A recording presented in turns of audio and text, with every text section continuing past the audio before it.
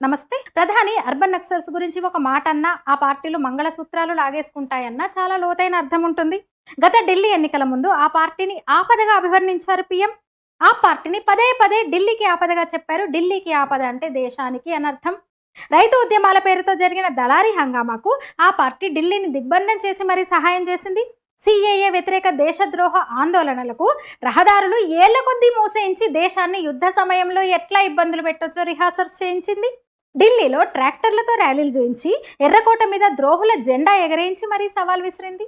ఖలిస్తాన్ ఉన్మాదులకు నేరుగా ప్రోత్సాహాన్ని అందించింది. అసలు ఈ సమయంలో అతగాడిని ఆ పార్టీని ఢిల్లీ నుంచి బయటకు పంపి ఎంత అదృష్టవంతులమైనమో మున్ముందు తెలుస్తుంది మనకు. ఇంకా అయినా ఒక్క తప్పు మనల్ని ఇప్పుడు ఎంత మూల్యం చెల్లింపజేస్తుందో తలుచుకుంటే భయమేస్తుంది. ఈ అనే చీపురు పార్టీ కాంగ్రెస్ చిగురు కొమ్మ. మనం పాకిస్తాన్తో సింధు నది జలాల ఒప్పందం రద్దు చేయగానే పావులు కదిపింది.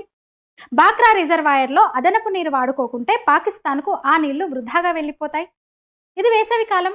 హర్యానా ఢిల్లీలకు ఆ నీళ్లు మళ్లించమని అడుగుతారని తెలిసి ది గ్రేట్ కేజ్రీవాల్ ఒప్పందం ప్రకారం హర్యానాకిచ్చే 9,500 క్యూసెక్ల రోజువారీ తాగే నీటిని కూడా 4,000 క్యూసెక్లకు తగ్గించేశాడు.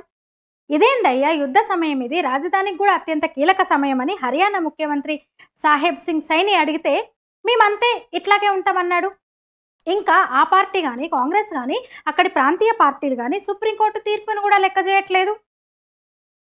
సత్లెజ్ యమునా లింక్ కాలువ 214 కిలోమీటర్లలో హర్యానా తన వంతు కాలువ 92 కిలోమీటర్లు ఎప్పుడో పూర్తి చేస్తే పై పార్టీలు ఈనాటికి ఆ పంజాబ్ భాగాన్ని పూర్తి చేయలేదు. 1966 నుంచి కూడా 1990ల నుంచి మొత్తం పనిని ఆపేసింది.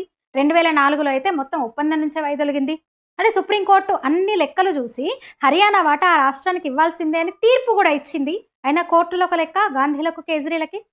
ఎప్పుడైనా జాతీయ దృక్పథంతో సమస్యను పరిష్కరిద్దామని ట్రై చేస్తే ఒకసారి కాంగ్రెస్ పార్టీ ఈ రాష్ట్రంలో అధికారంలో ఉంటుంది, ఒకసారి ఆ రాష్ట్రంలో ఉంటుంది.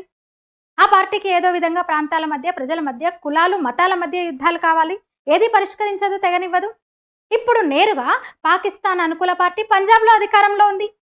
పాకిస్తాన్కు నీళ్లు ఎలాగైనా వెళ్లే స్థితిని సృష్టిస్తోంది ఆ పార్టీ కేజ్రీవాల్ నేతృత్వంలో, ఆధ్వర్యంలో. అసలు ఈ సమయంలో సరిహద్దు రాష్ట్రాల్లో మమతా కేజ్రీల పార్టీలు అధికారంలో ఉండడం దేశ ప్రజల దురదృష్టంగా ఇంకేంటి. సింధు ఒప్పందం ఆగినా కూడా ఏం కాదు అన్నట్టు దేశ ద్రోహ ముఠా నిశ్చింతగా ఉండడం వెనుక కారణం కాంగ్రెస్ పుత్ర ఆప్ పార్టీనే. చైనా యుద్ధ సమయంలో కమ్యూనిస్టులు దేశంలో సమ్మెలు చేయించినట్టు వీళ్ళు ఇంకెన్ని అరాచకాలు చేస్తారో అని భయమేస్తోంది. ఈ వీడియో మీద మీ అభిప్రాయాలు తెలియజేయండి. లైక్ చేయండి, షేర్ చేయండి, ఛానల్ని సబ్స్క్రైబ్ చేయండి. ధన్యవాదాలు.